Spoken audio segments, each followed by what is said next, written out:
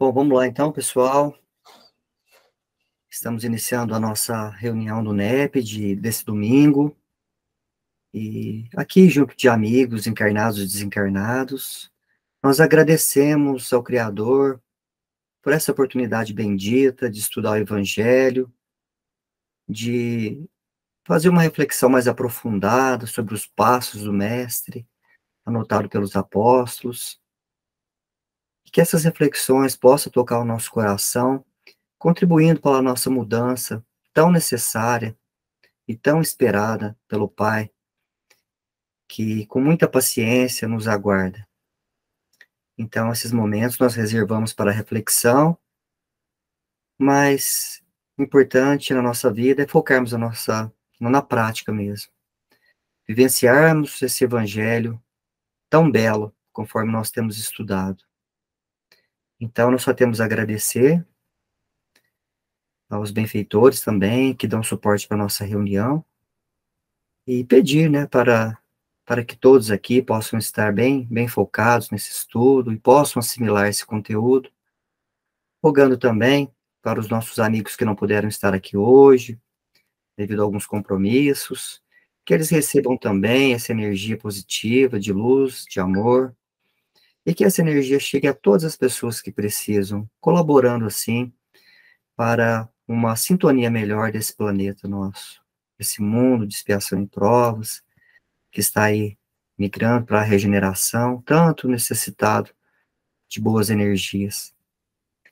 Então, damos por iniciada essa reunião, que Deus nos abençoe, assim seja. Então é isso aí, pessoal, vamos dar sequência, né, no nosso estudo do Atos dos Apóstolos. Nós estamos caminhando bem, já estamos no capítulo 9, e hoje nós vamos estudar os versículos 26 e 31. Olha o Antônio Carlos aí, ó. Acabou aparecendo. Olá, pessoal. Olá, Antônio. Boa tarde. Tá aqui, né? Boa tarde, Antônio. Que bom vê-lo aqui. Boa tarde, Antônio, cara. Tá bom? Boa tarde, Tony. A semana passada nós estudamos o Saulo em Damasco. Foi aquele momento que ele retorna para Damasco, né? E ele tem uma oportunidade de estar lá na sinagoga de Damasco, mais uma vez. E ele faz o uso da palavra. Só que, novamente, ele é desprezado, né, por aquelas pessoas que antigamente eram alguns dos seus companheiros, mas que não concordam com a transformação dele. Então, ele é rejeitado, né?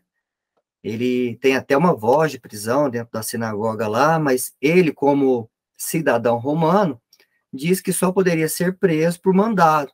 E ele exige a apresentação desse mandado. Como eles não tinham, né, eles não esperavam que ele compareceria na sinagoga, eles não apresentam esse mandado, e ele, então, se dirige à porta e toma rumo para a casa de Ananias, né? Chegando lá, ele explica o acontecido para Ananias, e, de pronto, os doutores da lei lá já pedem para que seja cercada a porta de Damasco, e Ananias, Paulo e todos os cristãos lá não veem outra alternativa a não ser fazer uma fuga, né, através de um cesto, através dos muros de Damasco. O Paulo, de início, não concorda muito com isso, porque ele parece que se vê, assim, fugindo, né, de uma responsabilidade, mas em conversa com os cristãos daquele momento, eles veem que, na verdade, não é uma fuga, mas sim ele está apenas deixando ser preso por algo que realmente ele defende e que entende que é algo importante e divino na sua trajetória. Nesse momento ele vai para Jerusalém, e é esse momento que nós vamos estudar hoje, tá? A chegada de Paulo a Jerusalém, o lugar em que ele desenvolvia os seus trabalhos como um doutor da lei, um local que ele perseguia os cristãos, principalmente os cristãos do caminho, onde era a casa que Pedro acolhia todos os necessitados naquele momento. Então, Paulo se dirige lá para a casa do caminho. Então, nós vamos ler os capítulos aí para a gente situar bem, depois nós vamos comentando e vamos ver as minúcias que esses versículos vão trazer para nós hoje, tá? Eu vou pedir para o Ramon colocar aí compartilhar para nós, Ramon, os versículos e pedir para alguém fazer a leitura. Alguém se disponibilize para fazer a leitura?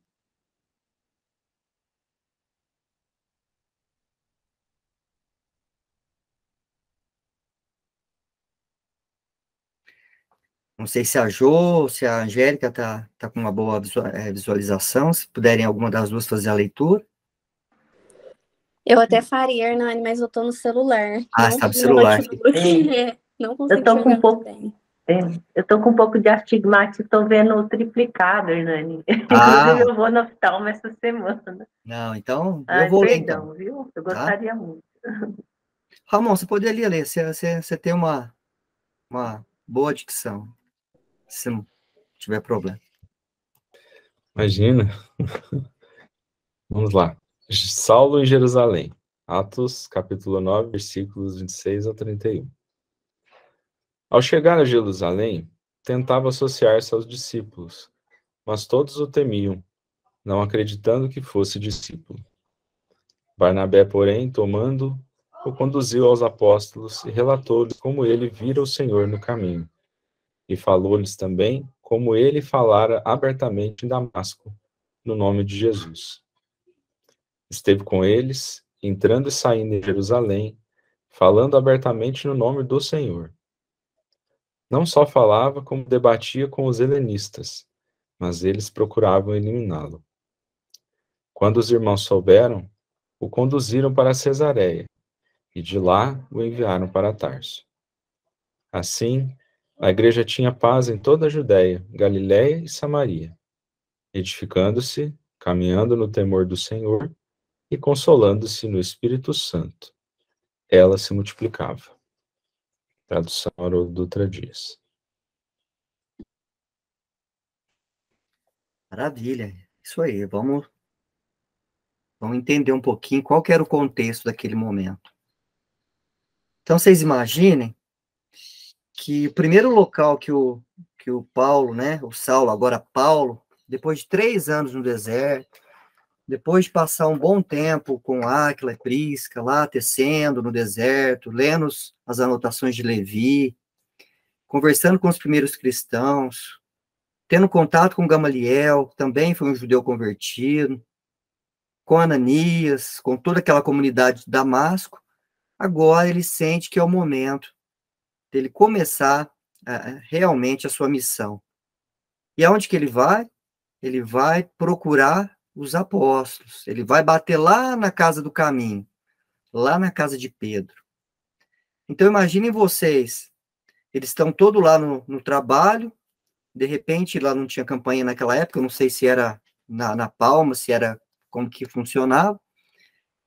Sei que chama uma pessoa lá e de repente eles abrem a porta, um discípulo que chamava Prócoro, está no livro Paulo e Estevão, quando ele abre a porta, com quem que ele dá de cara? Com Paulo, aquele que foi perseguidor dos cristãos. Esse Paulo sauda ele e diz que gostaria de falar com Pedro em nome de Jesus. Ele fala desse jeito. Ele fala, eu gostaria de falar com Pedro. Diz para ele que é o Paulo, o Saulo, que agora é Paulo, e que eu venho em nome de Jesus. Olha só. Então, no Paulo e Estevão, o Prócoro, né, diz que ele gaguejou, porque imagina, um perseguidor dos cristãos agora bate a porta da casa do caminho, dizendo que quer falar com o líder daquela comunidade em nome de Jesus. Imaginem vocês que situação complicada, né? E vocês, no lugar de Pedro, no lugar dos apóstolos, né? O que fariam, né? Vamos fazer uma reflexão aí. Porque ele fala de um inicial temor. Ele diz aí que eles ficaram temerosos, né? Não crendo que ele fosse um discípulo. Vamos fazer algum comentário. O que vocês acham aí, pessoal?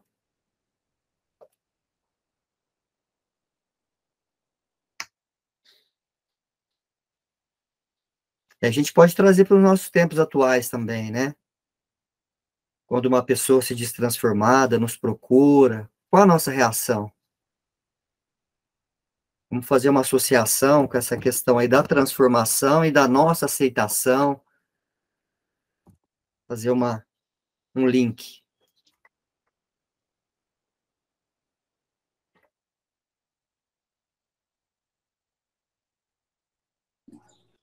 Me vem. É difícil assim, porque na lição de Jesus a gente vê a parte que diz que você não pode rejeitar ninguém, né? Então, é a lição de não rejeitar, a lição do perdão, ainda que a pessoa esteja te procurando com segundas intenções, às vezes o seu acolhimento ingênuo pode significar uma semente no coração dessa pessoa, que pode até germinar desta vez, embora já tenha tido outras, enfim. Porque o doente precisa de remédio, e o cristão, embaixador do Cristo na humanidade, pode proporcionar esse remédio. Mas o Cristo também ensina que a gente tem que ser, como é que ele fala lá? Amoroso como uma pomba e prudente como uma serpente, se eu não me engano. Isso. Eu não lembro as palavras certinhas. E aí a gente entra numa situação complicada, né? Porque você se vê, no caso deles, encarregados de manter a chama do cristianismo acesa, no meio de um monte de perseguições. Tinha muitos motivos para eles pensarem que eles tratavam de uma armadilha, né? E o Saulo não tinha se convertido coisa nenhuma, né? E então a gente vê no próprio Paulo Estevão esse diálogo acontecendo entre eles, né? E todos eles com muita precisão nos seus argumentos. Não vejo que nenhum estava errado, né? E é um paradoxo que a gente se vê todos os dias aqui na nossa vida. Desde, às vezes, um mendigo que se aproxima para te pedir alguma coisa, você fica com medo, senão é um assaltante, né? Ou até mesmo uma pessoa no ambiente de trabalho, né? Que o ambiente de trabalho é um ambiente que tem muita falsidade, muita politicagem, e como se posicionar, né? E aí o Pedro dá uma lição de sabedoria enorme, né? Porque ele pede para o Barnabé ir lá, né? E é tão bonito porque ele pede para o Barnabé... Bom, ele rejeita no primeiro momento, né? Para não arriscar radicalmente, né? Para não falar assim, não, entra logo, né? Ele falou, não, vamos amadurecer a ideia. Então, ele dá um sinal de sabedoria, de prudência e de liderança, capacidade extrema de liderança, para não causar problemas com a equipe, né? E depois ele ele conclui a sabedoria dele escolhendo Barnabé, que é um cara que não estava envolvido em nenhuma das perseguições que o Paulo passou, então ele não teria um viés de cobrança, de cobrar nada do Paulo, né? Ele também não representaria para o Paulo uma figura de remorso, porque ele não foi vítima do Paulo nenhuma das vezes. Então você vê que ele não estava pensando só neles, só no cuidado que ele tinha que ter. Ele estava pensando também na suscetibilidade emocional do Paulo, né? E aí ele sabia já que pelo fato do Paulo ser o Barnabé ser como era, bondoso, todas as características pessoais dele, ele teria também a sabedoria e sem deixar se enviesar de perceber se tinha ali uma transformação mesmo, né? E deu certinho, né? Então ele atendeu a todas essas necessidades. Ele agiu de uma forma cristã, sem rejeitar a ninguém, né? Sem rejeitar o Paulo, né? Sem prejudicar ainda mais a situação dele, sem agir com vingança, sem rejeitar, né? E acomodou o grupo e acomodou os princípios da prudência, né? Então, desse ponto de vista aí do Pedro, do grupo, é uma lição linda, né? Agora, tem o lado do Paulo também, que a gente pode falar um pouco, né? Mas eu já falei bastante, deixa o pessoal falar também. Legal, Ramon, você tocou num ponto aí muito interessante, que foi a visão que o Pedro, como líder, né, teve naquele momento, né? Eu também tive essa mesma percepção sua, de escolher uma pessoa que não tinha não teve uma vivência direta com o Paulo. Porque se ele escolhe, por exemplo, o Tiago Menor, ia dar problema sério. Porque o Tiago Menor tinha ainda práticas judaicas, né? Ele trazia muito no coração aquelas práticas judaicas ainda. Ele prezava pela questão da circuncisão, pela questão dos ritos ainda, do judaísmo. E ele presenciou tudo aquela perseguição de Saulo, né? Então, não seria a pessoa ideal mesmo. Então, na nossa vida, nós temos que proceder um pouco com inteligência, né? Nos momentos da nossa vida, para apaziguar. Então, se você quer fazer as pazes entre duas pessoas, que de repente você conhece, você tem que usar um mediador ali que seja uma pessoa que tenha o tato para isso. Então, a gente tem que trazer isso para a nossa vida prática também. Mas o Iris parece que queria falar alguma coisa. Iris, você abre o microfone, fique à vontade para você fazer seu comentário. Não, na verdade, eu ia falar um pouquinho, mas do que o Ramon falou muito melhor do que o que eu ia falar. Realmente é aquilo mesmo. Mas uma observação que a gente tem de ver também na atitude de Paulo, que ele estava vindo. Quando ele chegou ali em Jerusalém, ele foi atendido por um amigo lá que atendeu ele com desconfiança também, não recebeu bem. E uma coisa que me tocou muito quando ele chegou lá na casa de novamente, lá, falou com Pedro, foi com o pessoal, ele quis ficar no lugar onde ficou o Estevão e pegar toda aquela coisa, passar por onde Estevão passou ali. Eu achei um ponto muito bonito dele, né? Não vou falar só de humildade, não, um ponto de querer aprender mesmo, né? Eu não vi só como humildade, eu vi como questão de passar no caminho de Pedro, eu vi como de Estevão, mas como querer aprender, tirar a mesma lição daquilo que ele passou, que um dia ele perseguiu, e foi muito útil para ele, que dali ele pode sentir até o que Estevão falava sobre Abigail, eu achei uma coisa muito interessante nessa passagem.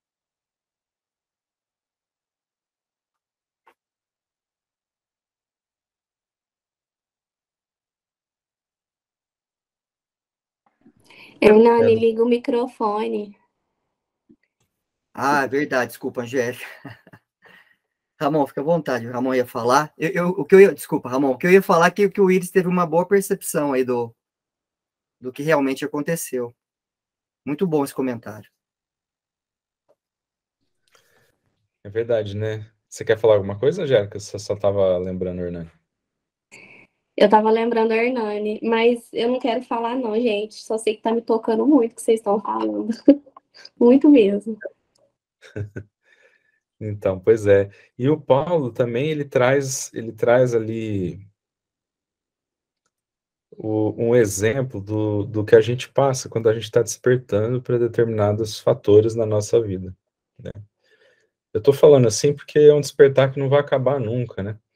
A gente pode achar assim, eu passei por um despertamento igual ao do Paulo, agora não vai ter mais. Só que quanto mais a gente vai aprofundando em compreensão do Evangelho e da moral nas nossas vidas, a gente vai tendo novos despertamentos, né? A gente vai descobrindo erros que a gente estava cometendo e não via, né? E o Paulo viveu isso de uma forma muito explícita, né? Porque você pensa, antes ele foi ali e ele perseguiu esses cristãos. Ali no Paulo Estevão, vocês estão me ouvindo, né? Apesar da gritaria ali, dá para ouvir, né? Meus meninos estão comemorando um gol ali. Aí, mas voltando. Tinha cristãos ali na Casa do Caminho que tinham sido mutilados, estavam aleijados por causa da perseguição do Paulo. Então não é brincadeira, não foi só uma ofensa, sabe? Não foi só assim, tipo, eu te tratei com dureza, eu te xinguei, eu te falei o que não devia, eu insultei a sua moral, a sua honra. Não é isso, né? Nós estamos falando de coisas concretas ali, coisas... e o Emmanuel falou de gente que ficou aleijada por causa das perseguições, talvez tinha gente ali que perdeu parentes, né? Provavelmente tinha. E o Paulo teve que ir ali, pedir pouso, ser acolhido e olhar na cara daquelas pessoas que certamente não conseguiriam perdoá-lo, né? A trama não foi nem só com o Tiago, o João, o Pedro, o Barnabé e tal, foi com toda a galera que ficava ali.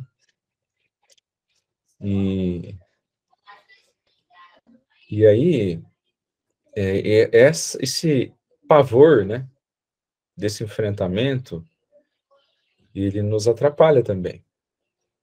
E quando a gente começa a despertar para mudanças, para novas formas profundas de ver a vida, muito do pânico que a gente vive é isso, é se dar conta do erro cometido, né? E aí o Paulo, ele teve que enfrentar isso, né?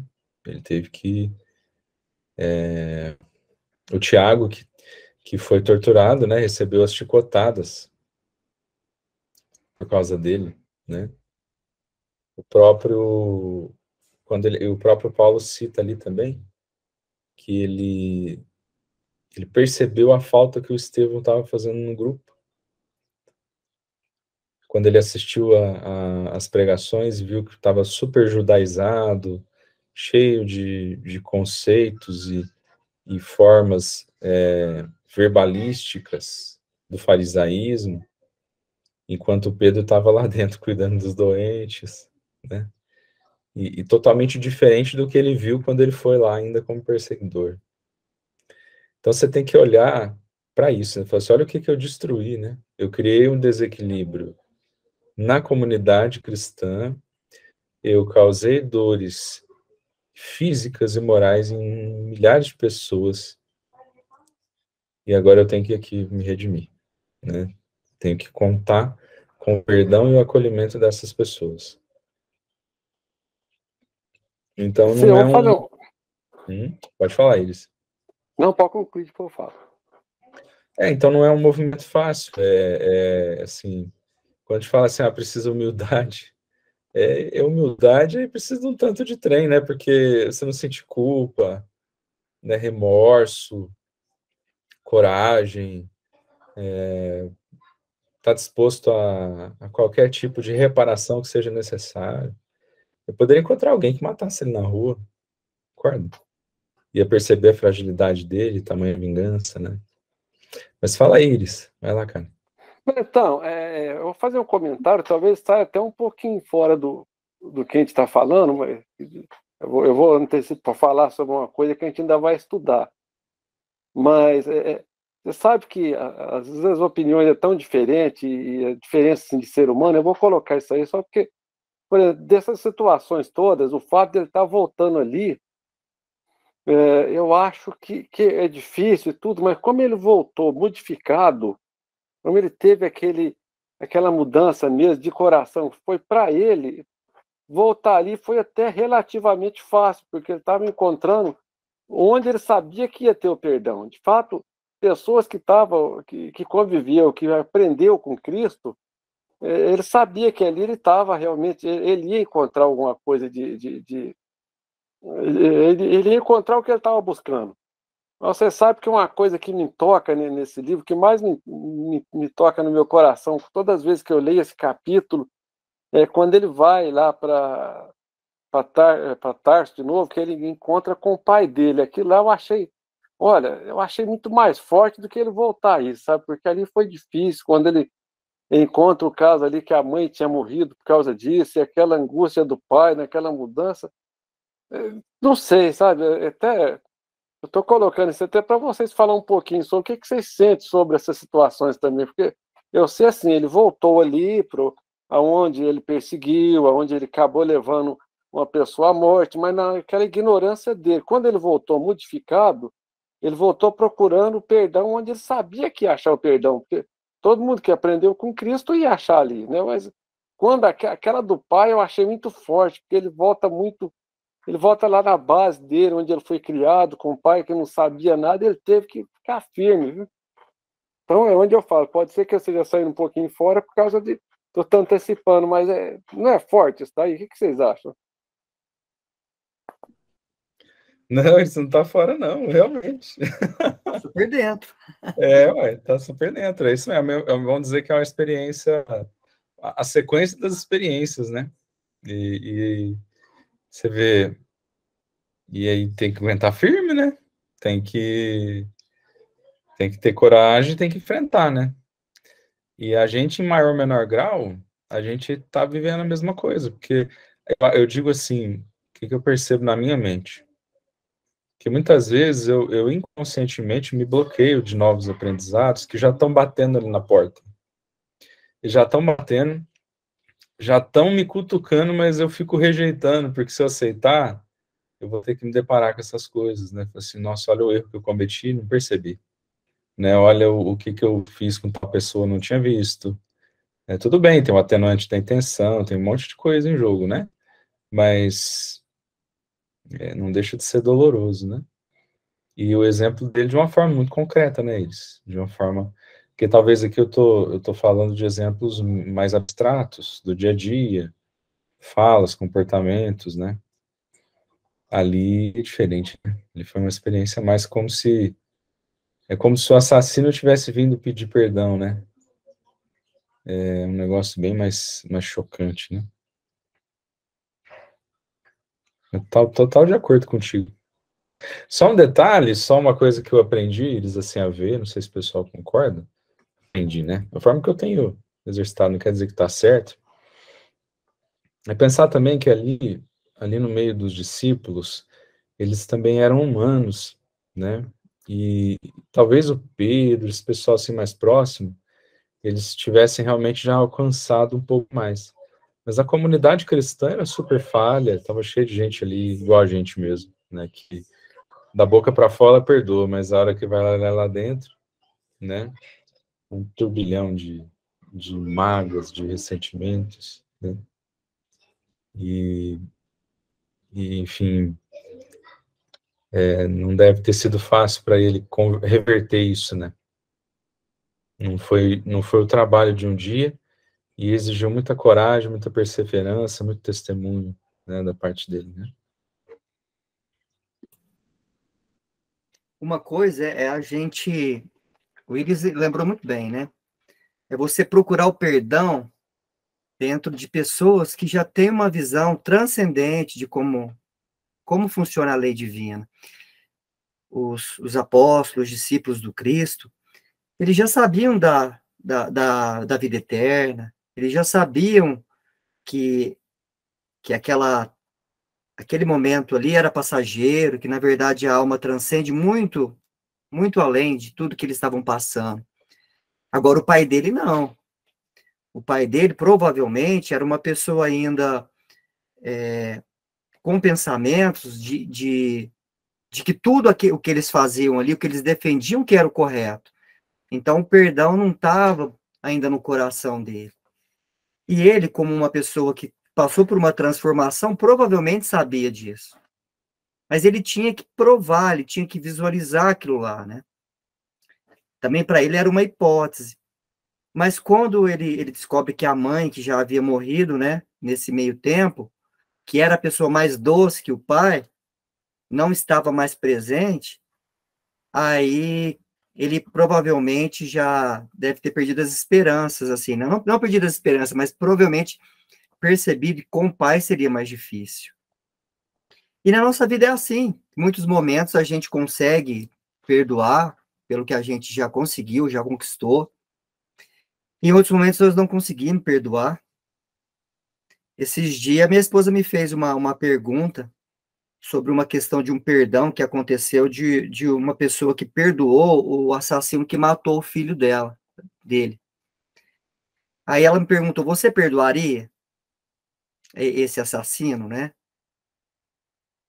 ele te pedindo perdão, dizendo que foi um erro, que se arrependia de tudo aquilo que fez, você perdoaria? E nós, como cristãos, deveríamos perdoar, mas e na prática? Como aconteceria isso, né? A gente já está num grau evolutivo pronto para perdoar? Então, todos esses acontecimentos que aconteceram lá acontecem na vida hoje em dia também de algumas pessoas, né? E não é fácil para ninguém. Na verdade, é muito difícil, né? É um desafio muito grande. A teoria e a prática. Eu acho que nós estamos aqui estudando até com foco principal nisso, porque a teoria a gente aprende, nós vamos ler, nós vamos debater, mas na hora da gente dar o testemunho, esse momento é difícil.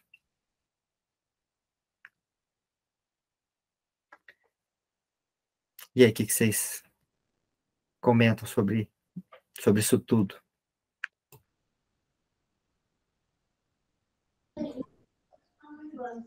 Ô, Jô. Então, gente, nossa, agora vocês tocaram num ponto bem difícil, né? Porque assim, trazendo para a realidade, né? Então, é realmente assim, é o confronto mesmo, né?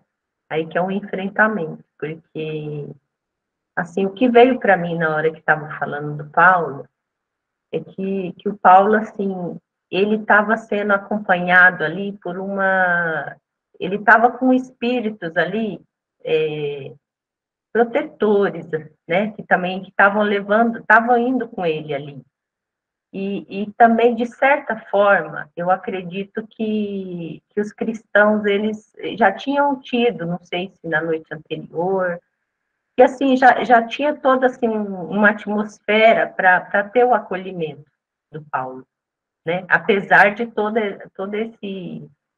esse ressentimento que poderia ter, né, com algumas pessoas, mas assim que alguns do grupo ali, né, dos principais ali, né, dos seguidores de Cristo, que havia essa preparação, era o momento, né? Tanto é que no final da leitura do texto, né, que o Ramon fez, assim, e transmitiu uma paz, assim, que era aquele momento e que estava tudo certo, sabe?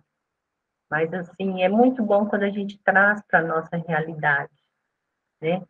Ver que, assim, que a gente ainda está, pelo menos eu, né? Falo por mim, assim, que tem hora que a gente se acha doce, mas que, igual essa pergunta, né, que foi feita por Hernani. Então, assim, a gente vê que ainda está endurecido, né? Talvez, assim, o receio, né, assim, de uma nova agressão. Então, a gente tem, assim, um pé atrás com as coisas. Então, é muito bom quando traz para a nossa realidade, né? Nos faz refletir e caminhar, né, para melhorar. É sempre um aprendizado. Obrigada, gente. Nossa, Jô, que você falou aí, eu tava pensando aqui, né? Porque quando alguém faz alguma coisa bem ruim pra gente aqui na vida prática, acho que todo mundo aqui já passou por isso, né? Eu vou falar um negócio pra vocês. Falar da boca pra fora que eu perdoo é bem facinho. E fazer uma cara de bonzinho também, né? Mas analisar lá no meu íntimo, eu entro num turbilhão que vai meses, né? Não é...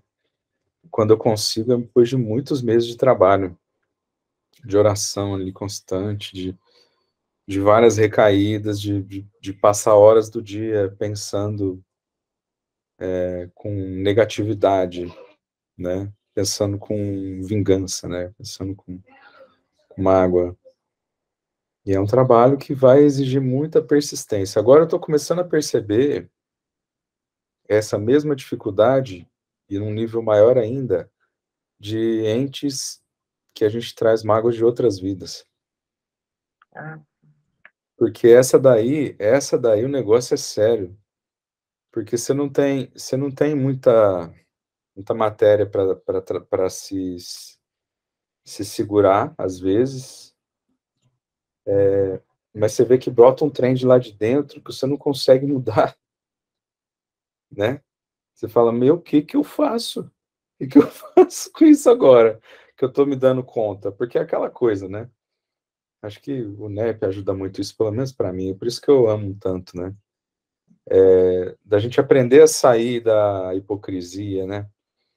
Sair do farisaísmo religioso, sair para a gente olhar com coragem e com bastante integridade para o que está acontecendo com você, né? Então, tipo, até o engraçado, te falei, Hernando, da palestra do Gustavo e do Menino, que eu aconselho todo, eles estavam falando disso ali, eu achei muito legal, que é você, porque você lê o Evangelho, vê a lição, vê o Paulo, vê o Cristo, e imitar para os outros, para fazer de conta que você é bonzinho, que é o que está todo mundo fazendo, a maioria, e eu também faço, né? É o mais fácil.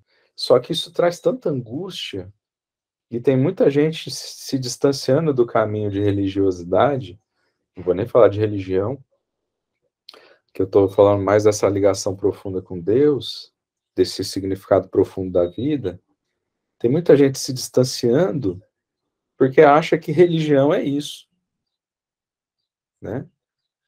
E aí, quando você conjuga adequadamente a doutrina espírita, ou até mesmo outras religiões, com essa profundidade autêntica, aí assusta e tem que ter muita coragem. Porque você vai ver o seguinte, olha, Nananina Nocas, eu estou fazendo de conta para mim e para os outros, ainda tem mágoa aqui. Ainda estou com mágoa daquilo que eu já falei que eu perdoei. Ainda estou com mágoa.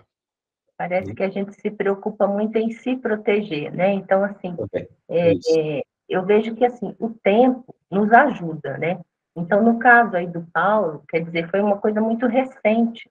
Isso. Então, por isso que é tão admirável, né? A gente, assim, o tempo vai ajudar a trabalhar e tal, né? Amenizar, mas, assim, uma coisa, assim, tão recente para a gente falar assim, eu perdoaria, igual você falou, seria uma mentira, seria hipocrisia falar. Então, e também, assim, a gente fala assim, eu posso entender, mas não vou esquecer. Então, quer dizer, a gente fica com essa coisa de nos proteger, com receio de... Então, no fundo, a gente ainda é muito preocupado com a gente mesmo, né? E se for ver, Jô, nem foi tão pouco, tá? Porque foram 3 anos, eu até li ali, nessa passagem, cita que foi 3 anos entre Damasco e a chegada dele na Casa do Caminho. Né? Tudo bem, para mim 3 anos seria muito pouco. Né? Seria muito pouco ainda assim, né? Mas eu não estava na cabeça desses 3 anos, eu achei que tinha sido alguns meses, né? Eu também. Mas foram 3 anos. Mas mesmo assim, 3 anos ainda é pouco, né? Mas esse... Olá, Júlia. Boa tarde. Desculpa aí, Ramon. Imagina. Oi, Júlia. Boa tarde. Bem-vinda. Boa tarde. Seja bem-vindo. Mas aí é legal, assim, que o Gustavo e o menino estavam falando, que esse pensamento que eu estou trazendo aqui não é para a gente pegar e começar a se maltratar também, né? Então, é para a gente entender o seguinte, por isso que Jesus pegava os paralíticos e levantava, por isso que Jesus tirava a cegueira, por isso que esse movimento a gente vai fazer ele constante, né? Então, a gente vai se deparar com um nível de percepção do nosso perdão, aí nós vamos melhorar um pouco, vamos falar, opa, melhorou. Aí a gente vai tirar mais cegueira dos olhos, vamos enxergar que ainda falta mais um pouco para perdoar, e aí vamos de novo. Aí reergue de novo. Eu achei muito bonita essa simbologia, né? E para que a gente não... Porque senão a religiosidade se torna uma coisa que machuca, né? E ela deveria ser uma coisa que direciona, que nos religa a Deus, que nos consola, né? E não uma coisa de vingança, de punição, né?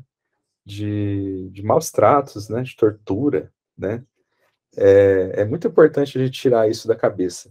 Mas, ao mesmo tempo, entendendo isso, a gente fazer um reconhecimento verdadeiro de nós mesmos, né? Fala aí, Iris, manda abraço. Mas naquela situação, porque você posso estar enganado, mas eu acho que foi muito mais difícil para Pedro voltar e pedir perdão do que o pessoal de lá perdoar. Eu tenho certeza que para eles perdoar não foi tão difícil assim. Quando eles sentiram a sinceridade dele, tudo, e com toda a bagagem que eles tinham, eu acredito que foi muito mais fácil para eles perdoar do que para Paulo pedir perdão, tendo feito todos os erros que fez. Agora, transportando isso aí para a nossa vida, para o nosso dia, eu acho que o perdão tem fases, né? A gente fala assim, não pode citar muito exemplo próprio, não, mas vamos falar do meu caso, se fosse eu, para mim.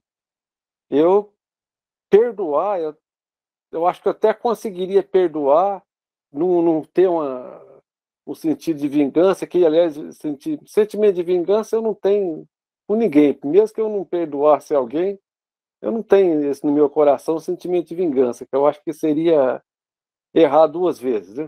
Se eu continuar o erro. Mas uma coisa que eu acho que eu não conseguiria de jeito nenhum é conviver com a pessoa. Mesmo assim, se tivesse que fazer o bem para ela, eu faria, mas talvez eu pedisse para alguém fazer por mim, mas não, eu direto com a pessoa, eu acho que, não sei, eu acho que eu não conseguiria ainda conviver com a pessoa no caso de tendo feito um mal muito grande, como no fato, assim, o exemplo que foi colocado ali por Hernani. Então, eu perdoaria, mas conviver com a pessoa, para mim, eu acho que eu não teria esse desprendimento ainda.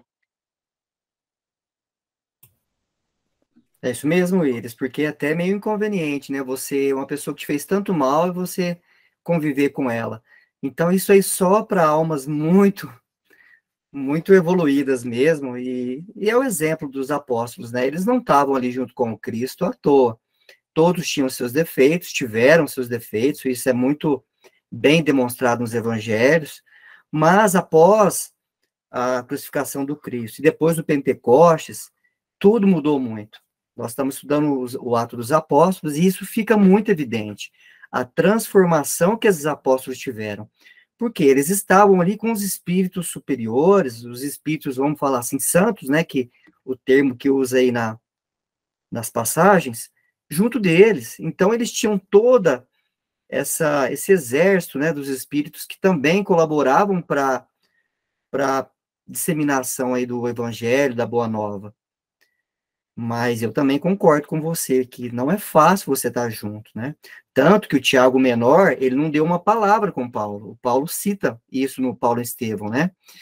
Que além dele olhar ele atravessado, ele não mencionou uma palavra para Paulo.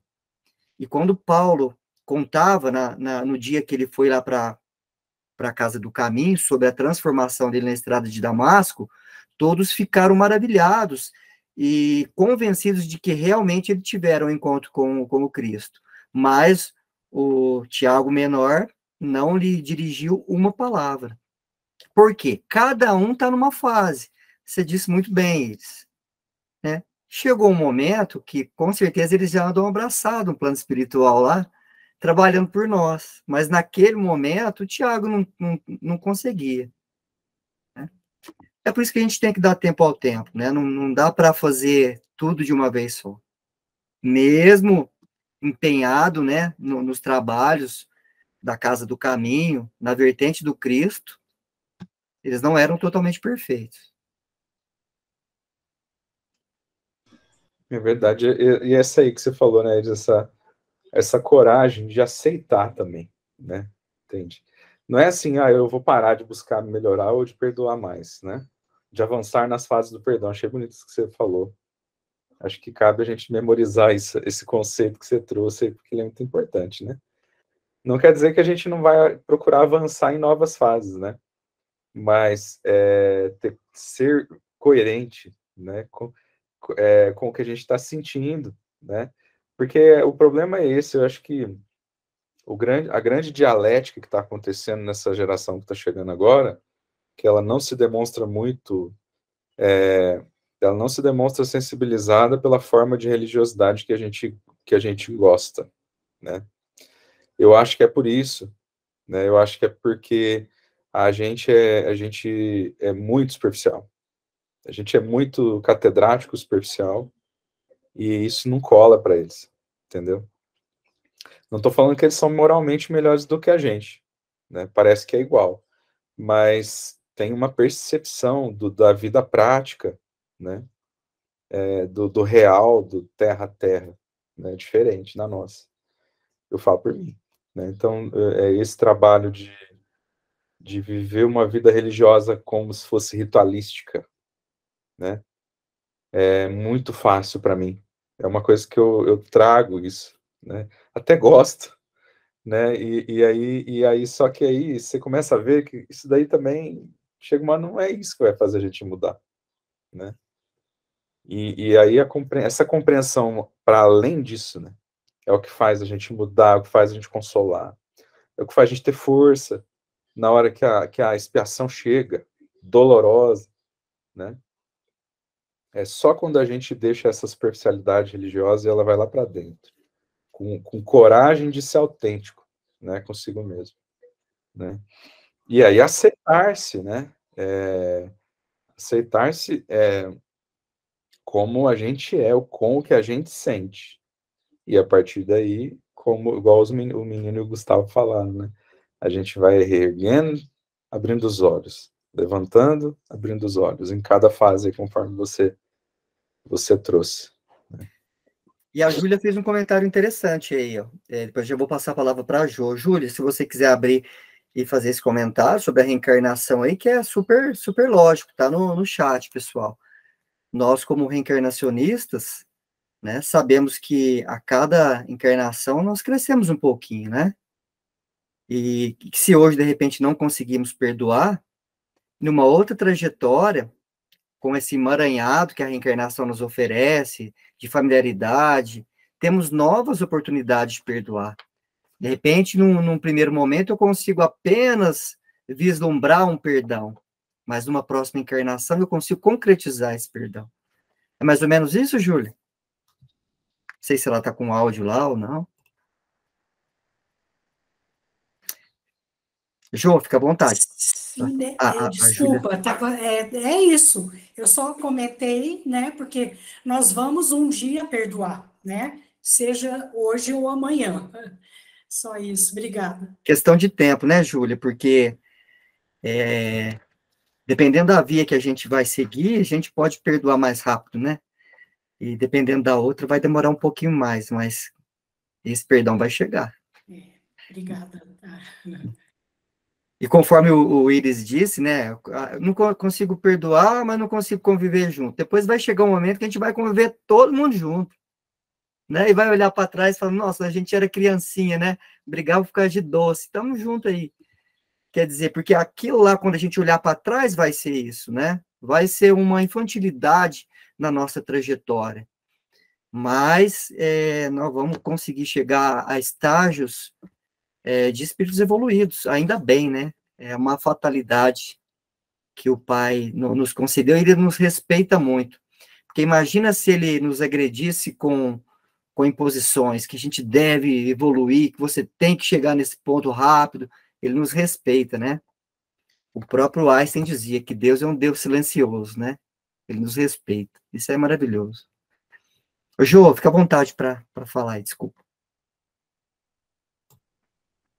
Eu só queria pedir sobre a palestra que vocês estão citando, você fala Gustavo e o menino, é do Vitor Menino? Isso, Joé, eu estava vendo, eles estavam fazendo exatamente agora, lá no céu, no Congresso de Uberlândia. Aí eu compartilho, assim que terminar. Isso, por favor. Até que eu tinha comentado, não me lembro se foi com a Angélica, sobre o Vitor Menino, porque algumas pessoas não conhecem, e também pelo tema que vocês falaram, então gostaria de ter acesso. Obrigada. Imagina. Assim que é porque é por bloco, né? Assim que eles terminarem, eu compartilho o link lá. Ok, tá? Obrigada. Tá bom. Imagina. A Angélica quer falar também, Angélica. Você desistiu? Ai, gente, eu bati a mão aqui sem querer. Eu não consigo falar porque esse tema é um tema que toca muito em mim. E tudo que vocês falaram, gente, nossa, foi assim, uma mão na roda, porque eu me sentia muito culpada de não conseguir perdoar. Eu já tentei perdoar algumas coisas que algumas pessoas fizeram comigo, e quando eu fingi o perdão, eu senti que eu sofri muito mais. E agora que eu dei um tempo dessas pessoas que eu me afastei, eu vejo que eu tô muito bem, assim, e que uma hora, se Deus quiser, eu vou conseguir tirar essa mágoa do coração e conseguir, de fato, perdoar de uma maneira como que eu posso dizer, verdadeira mesmo, não um fingimento. E antes eu me achava muito hipócrita, né? Por exemplo, seguir o espiritismo e não consegui nem perdoar um irmão que me magoou. Mas hoje eu vejo que não, que cada um tem seu tempo. Se precisar de outra vida, que eu perdoe em outra vida. Talvez essa mágoa carregue até de uma vida passada, não sei. Então, assim, é difícil, porque nós somos muito orgulhosos. A gente tem um problema muito sério com o nosso ego. E eu vou começar a chorar se eu começar a falar, gente. Me desculpa. Pode chorar, precisar é bom. Tá muito linda essa reunião. A gente chora com você. Ai, muito lindo mesmo. Você sabe, Angélica, esses dias eu escutei aqui num outro grupo que eu participo, mas na verdade eu vi que está num livro do Chico, agora que eu esqueci, que fala que a reencarnação é um projeto inteiro de perdão. Aí a hora que a gente começa a desdobrar isso, é tão bonito, porque pensa assim, a gente passa aqui, é perdão de Deus para as nossas idiosincrasias, ela nos proporciona isso, porque se Deus fosse um carrasco, nem nascer, a gente não nasceria de novo. Certamente a gente já até cometeu homicídios em vidas passadas, né? Certamente. Aí se você pegar que na verdade não é Deus que cobra, é a nossa consciência que cobra. Então nós precisamos reparar o que a gente fez para a gente ter paz interior. Então é um projeto de auto-perdão. É um trabalho que vai fazer você reparar para você se perdoar a si mesmo. Não é Deus perdoar você, né? E, ao mesmo tempo, a gente se depara com os nossos credores ou os devedores de outras encarnações e perdoamos eles, e eles nos perdoam. Então, é um projeto de perdão, é muito bonito, né? Ele parece um diamante, né? É um projeto de perdão de todas as possibilidades de perdão ao nosso entorno que existem, né? Que lindo.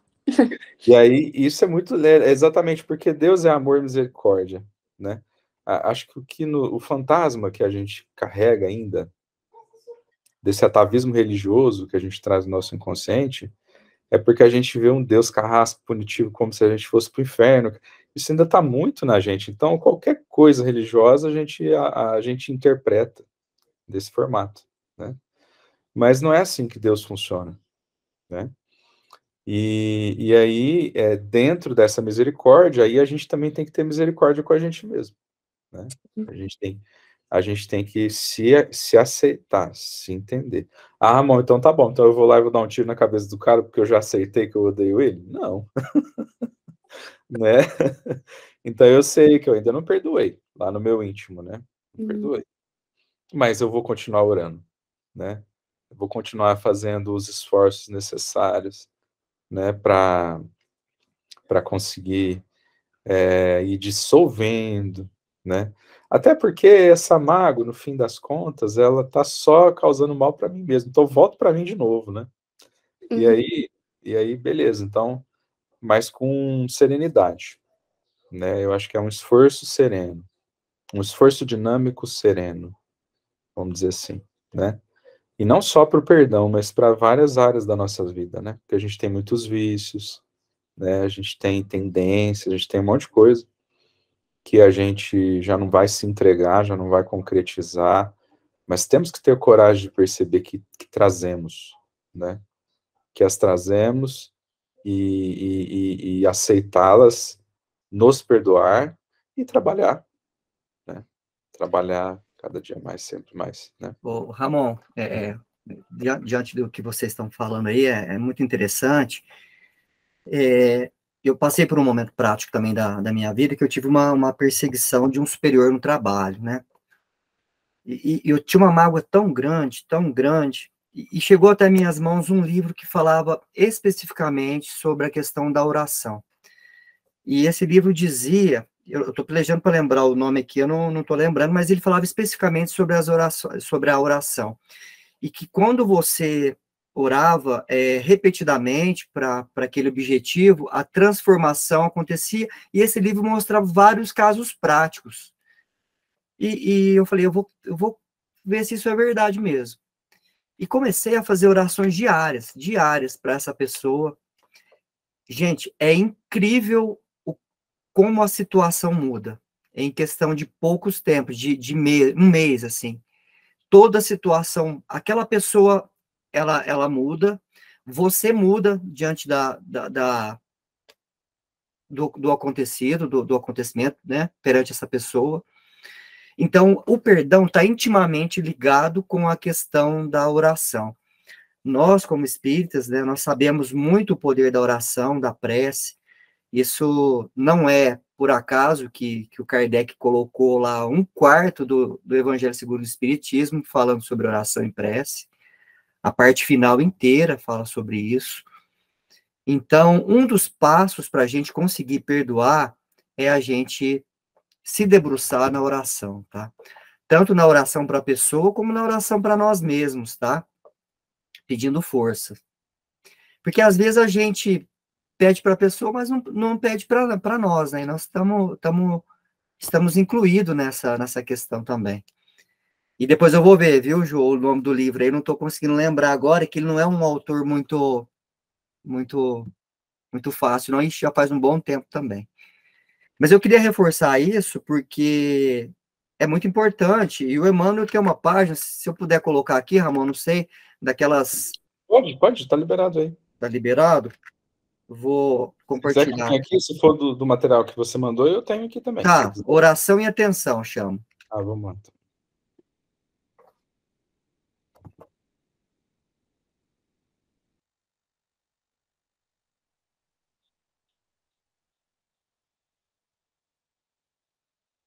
Nessa não, Ramon.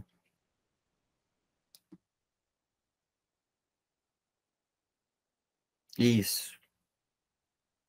Esse aí. Então, eu vou ler pra gente, ó. É do livro Coragem, tá? Autores diversos, oração e atenção.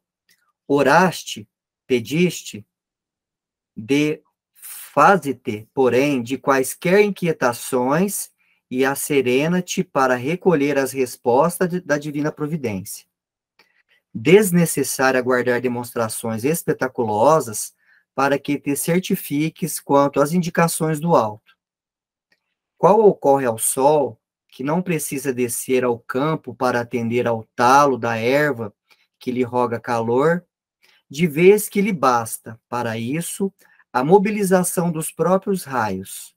Deus conta com milhões de mensageiros que lhe executam os excelsos desígnios.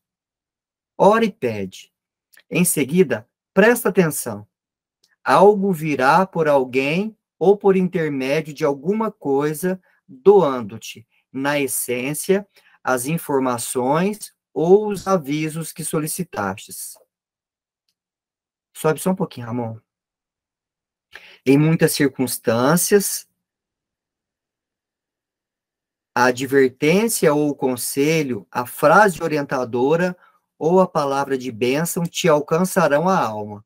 No verbo de um amigo, na página de um livro, numa nota singela de imprensa e até mesmo num simples cartaz que te cruze o caminho. Mas que isso? As respostas do Senhor às tuas necessidades e petições muitas vezes te buscam através dos próprios sentimentos a te subirem do coração ao cérebro ou dos próprios raciocínios a te descerem do cérebro ao coração. Deus responde sempre, seja pelas vozes da estrada, pela pregação ou pelo próprio esclarecimento da tua casa de fé, no diálogo com a pessoa que se te afigura providencial para a troca de confidências, nas palavras escritas, nas mensagens inarticuladas da natureza, nas emoções que te desabrocham da alma ou nas ideias imprevistas que te fugem no pensamento, a te convidarem o espírito para a observância do bem eterno. O próprio Jesus, o mensageiro divino por excelência, guiou-nos à procura do amor supremo, quando nos ensinou a suplicar: Pai nosso que estás nos céus, santificado seja o teu nome, venha a nós o teu reino, seja feita a tua vontade, assim na terra como nos céus, e continua, dando ênfase ao problema da atenção recomendou-nos escolher um lugar íntimo para o serviço da prece, enquanto ele mesmo demandava a solidão para comungar com a infinita sabedoria. Recordemos o Divino Mestre e estejamos convencidos de que Deus nos atende constantemente, imprescindível. Entretanto, fazer silêncio no mundo de nós mesmos, esquecendo exigências e desejos, não só para ouvirmos as respostas de Deus, mas também a fim de aceitá-las, reconhecendo que as respostas do alto são sempre em nosso favor, conquanto, às vezes de momento, pareçam contra nós. Emmanuel.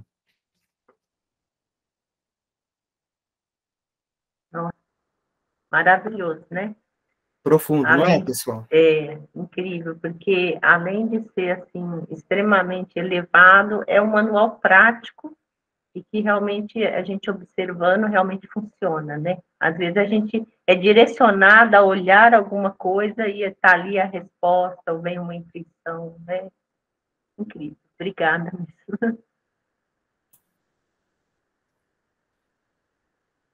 A gente tem que saber ouvir, né? Prestar atenção, oração e atenção, porque o Pai nos responde, gente, né? Que pai é aquele, né, que você pede pão e te dá uma pedra? Ele vai te responder, mas nós vamos ter que ter atenção para isso, porque às vezes a gente pede e continua na tribulação, no pensamento acelerado. Então, se a gente procurar um lugar íntimo, serenar o nosso coração, nós vamos ter essas respostas, de alguma forma, né? São várias as formas de resposta. E aí a gente, juntando essa questão do perdão, eu acho que o resultado é muito, muito produtivo. Tenho certeza, né? Acho não, tenho certeza. Depois eu vejo o nome do livro e mando para vocês, tá? Estou tentando lembrar aqui, mas não está vindo na memória. Pessoal, outra reflexão que eu queria fazer é o seguinte, o Saulo, depois que ele vai para a Casa do Caminho e é aceito, ele começa um trânsito livre lá em Jerusalém, e até dentro do templo. Ele só não vai no lugar principal, né, porque ele sabe que ele seria desprezado, mas ele começa a fazer os discursos dele em diversos lugares do templo, né? E em determinado momento, ele tem uma discussão muito grande com os helenistas, e a partir desse momento, a perseguição contra ele tende a aumentar muito. E ele fica com uma questão na memória. Tanto mal eu fiz para essas pessoas, aqui nesse próprio ambiente em Jerusalém, agora é o momento de eu reconstruir tudo isso. Eu vou usar toda a minha energia, fala no Paulo Estevão lá mais ou menos isso, né? Agora para desfazer tudo que eu fiz. E no momento desse de discussão, ele ouve uma voz pedindo para ele voltar. Ele voltar, mais ou menos isso, eu não sei, Ramon, você lembra se a voz é para voltar? Eu lembro que ele tem uma recomendação para parar a discussão e voltar. Alguma coisa nesse sentido. Eu não lembro perfeitamente como é. Eu lembro dessa voz, lembro disso daí, mas eu não sei exatamente. E ele chega à conclusão que essa voz é do próprio mestre, novamente, que mais uma vez orienta ele que não é aquele o momento, o lugar de trabalho dele. Em uma conversa com Pedro, o Pedro diz, não, eu vou te enviar para Cesareia, porque o seu trabalho ainda não é aqui. E, na verdade, o seu ministério é muito maior do que você pensa. É quando ele pede para Paulo, né, ele faz todos os arranjos, né, até financeiros, de viabilidade, para que Paulo vá para Cesareia, e depois ele vai para Tarso também, nós já comentamos aí a questão do pai dele, né, para depois realmente ele começar a disseminação do Evangelho do Cristo por todos os lugares, né. Então, eu acho bonito, assim, como que a espiritualidade amiga, né, que está falando aqui, eles dizem assim, ó, deixa eu pegar aqui, andando no temor do Senhor e consolação do Espírito Santo, né? O que é isso, né, gente? Os cristãos andavam com temor e consolação do Espírito Santo. nós sabemos que temor não é aqueles temor que as religiões falam aí, né? Mas esse temor a gente pode interpretar como conhecimento, fidelidade aos preceitos das leis divinas. E essa consolação do Espírito Santo é todo esse amparo que os espíritos superiores, né, estava fornecendo para aqueles primeiros cristãos naquele momento. Então, é muito bonito como o Pedro também, como líder, teve essa sensibilidade, né? Essa sensibilidade de ter as decisões corretas, né? Porque essas decisões dependiam do futuro do cristianismo. Então, ele, como um pilar ali, né, daqueles cristãos, juntamente com os espíritos superiores, entenderam que o melhor para Paulo não era ficar em Jerusalém, porque ele ia ter muito embates ali, né? Porque ele tinha muitos desafetos, tanto desafetos dentro do próprio Sinédrio, como desafetos também daqueles que foram perseguidos e, de repente, não conseguiram uma transformação completa. E o que vocês falam sobre isso? Só puxei o fio aí para vocês comentarem.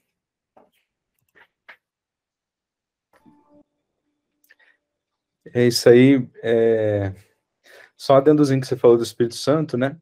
Tem uma parte lá que fala que o Estevão já ficou do lado dele desde aquele momento lá de Damasco, né? E que ele ajudava para ele não sentir tanta culpa. Na hora que começava a vir os remorsos, ele ajudava. Dessa consolação do Espírito Santo, né? Mas, que é a mediunidade, que é o conúbio aí. Mas acho interessante também,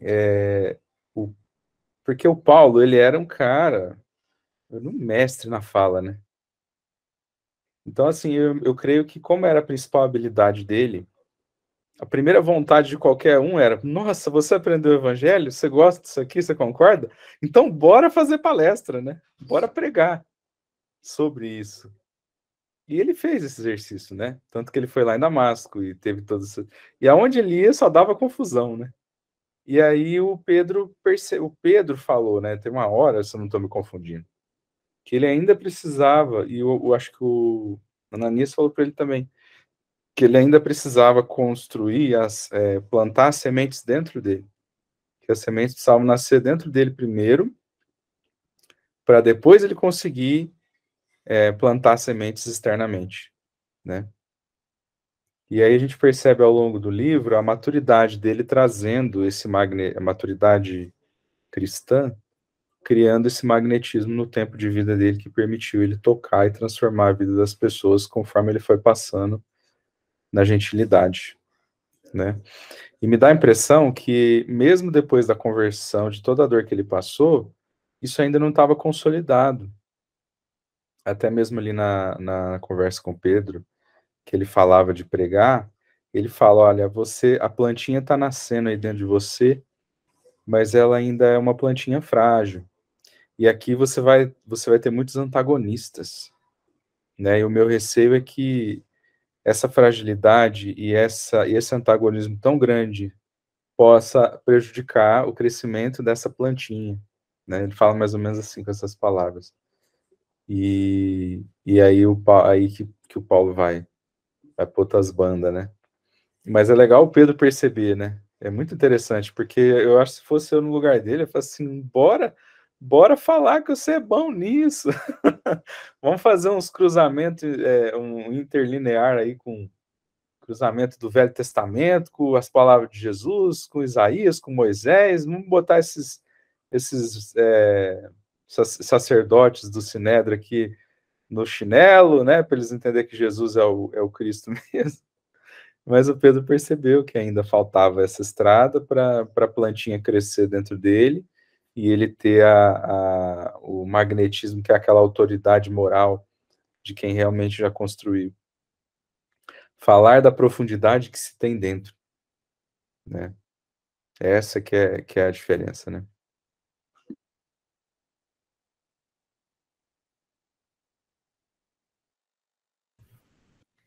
O Antônio hoje está quietinho. E aí, Antônio? E o Paulo? O que você traz para nós sobre essa visita dele lá no Jerusalém?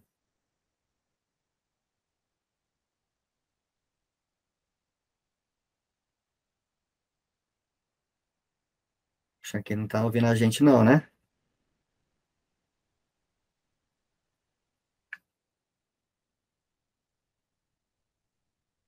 O Ramon, vamos colocar uma mensagem aí para a gente finalizar e fazer um comentário sobre ela, que é do Fonte Viva, chama O Justo Remédio.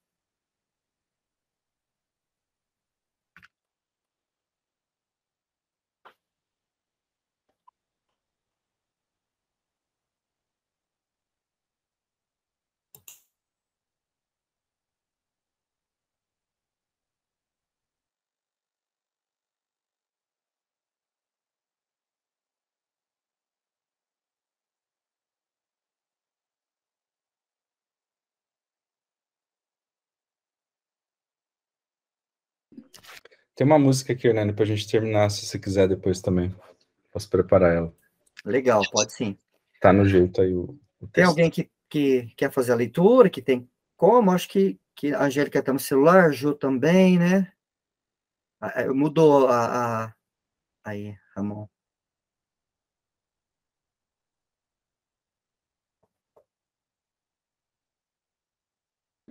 Desculpa. Pode ir. Quer que eu leia? Eu posso ler também. Por favor. Então, bora. O justo remédio.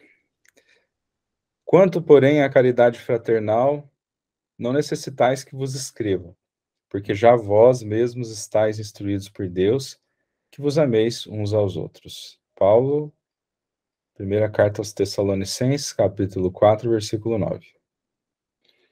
Em sua missão de consolador, recebe o Espiritismo milhares de consultas partidas de almas ansiosas que imploram socorro e solução para diversos problemas.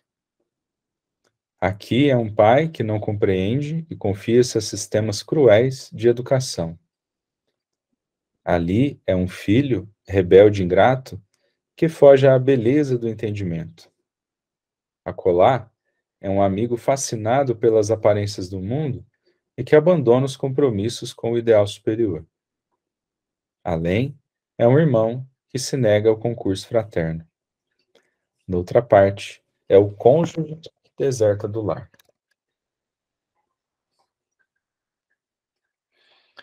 Mais adiante, é o chefe de serviço, insensível e contundente. Contudo, o remédio para a extinção desses velhos enigmas das relações humanas está indicado há séculos nos ensinamentos da Boa Nova. A caridade fraternal é a chave de todas as portas para a boa compreensão. O discípulo do Evangelho é alguém que foi admitido à presença do Divino Mestre para servir. A recompensa de semelhante trabalhador, efetivamente, não pode ser aguardada no imediatismo da terra. Como colocar o fruto na fronde verde da plantinha nascente? Como arrancar a obra-prima do mármore com o primeiro golpe do cinzel? Quem realmente ama, em nome de Jesus, está semeando para a colheita na eternidade. Não procuremos orientação com os outros para assuntos claramente solucionáveis por nosso esforço. Sabemos que não adianta desesperar ou amaldiçoar. Cada espírito possui o roteiro que lhe é próprio. Saibamos caminhar, portanto, na senda que a vida nos oferece, sob a luz da caridade fraternal, hoje e sempre.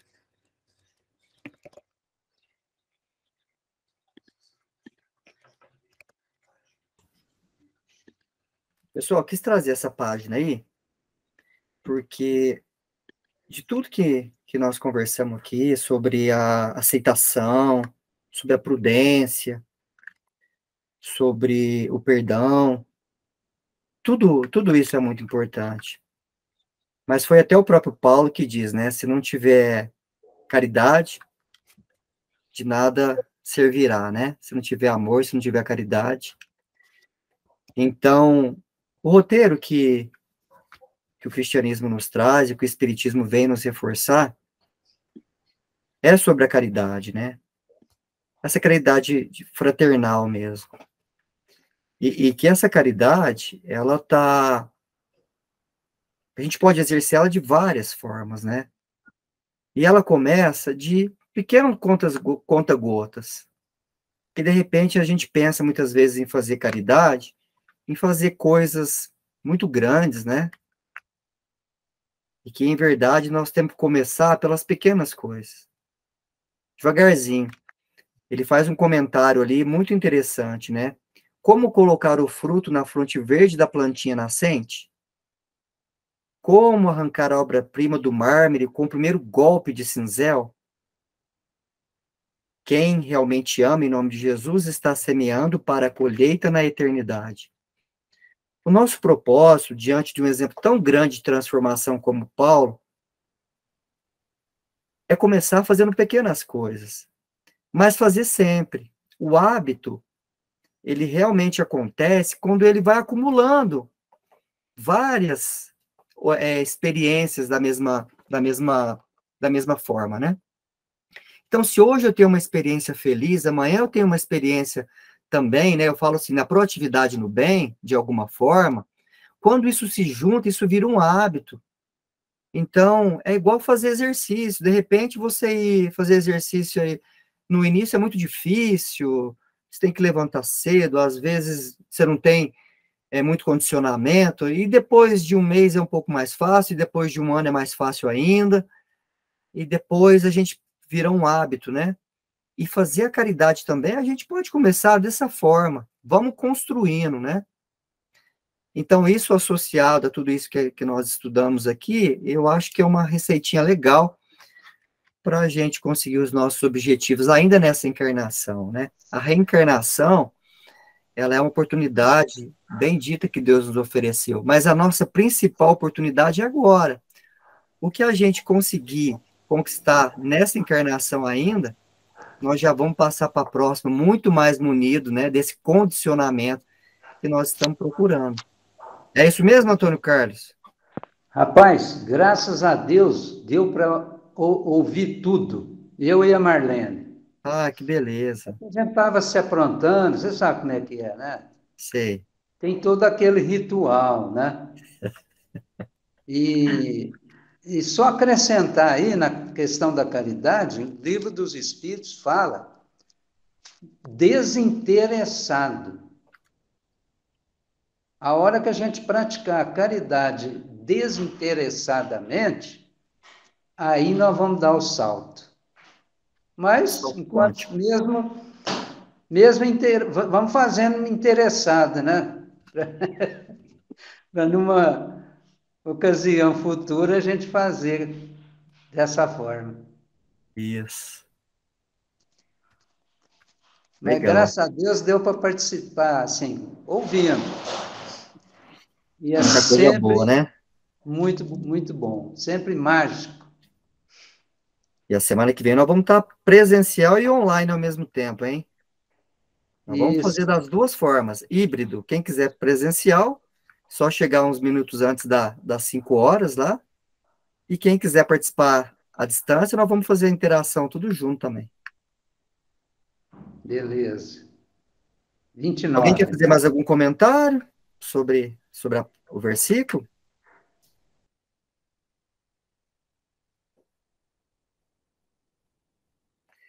Então, Ramon, pode colocar o videozinho que você quer colocar. Vai estar no celular.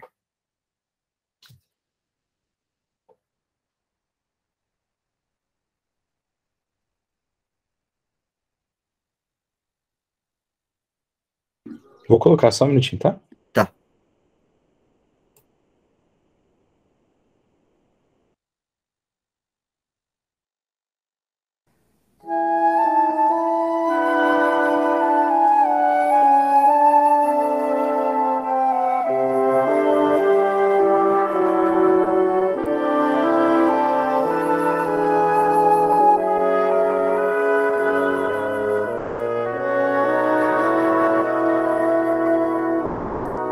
Quando o amor for morada e a paz invadir todos os corações, crede em mim o perdão não será mais fugaz, serás templo de Deus, seu sagrado altar. Este é seu lugar. Credes em Deus, crede também em mim. Sou aquele que te leva ao Pai. Outro consolador te fará relembrar o caminho de amor infinito de paz.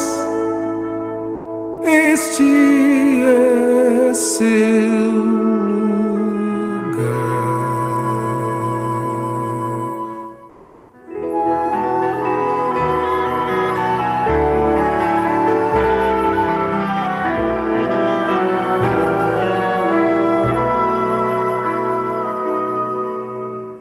Toda a terra se iluminará, todo homem se levantará.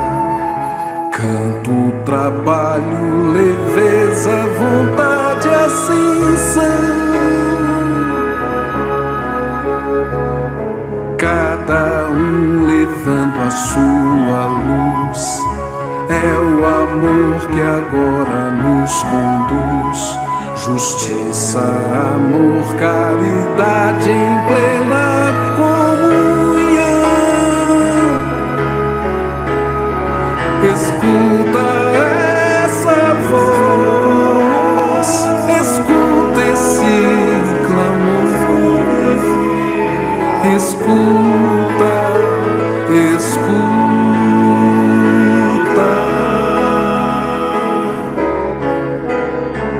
Escuta essa voz, escuta esse clamor. Escuta, escuta.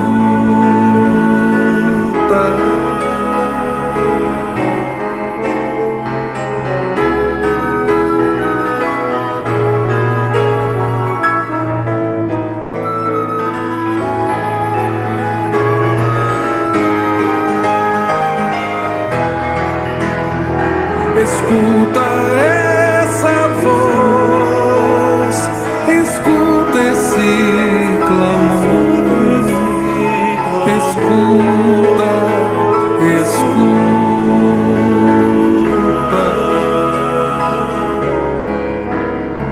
Escuta essa voz, escuta esse clamor. Escuta, escuta.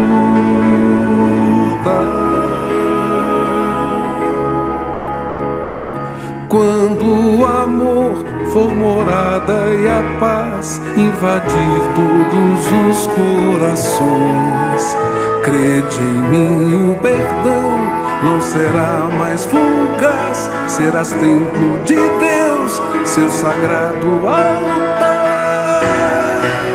Credes em Deus, crede também em mim. Sou aquele que te leva ao Pai.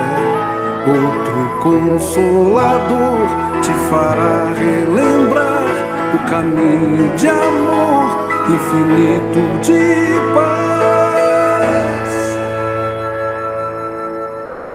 Este é seu lugar.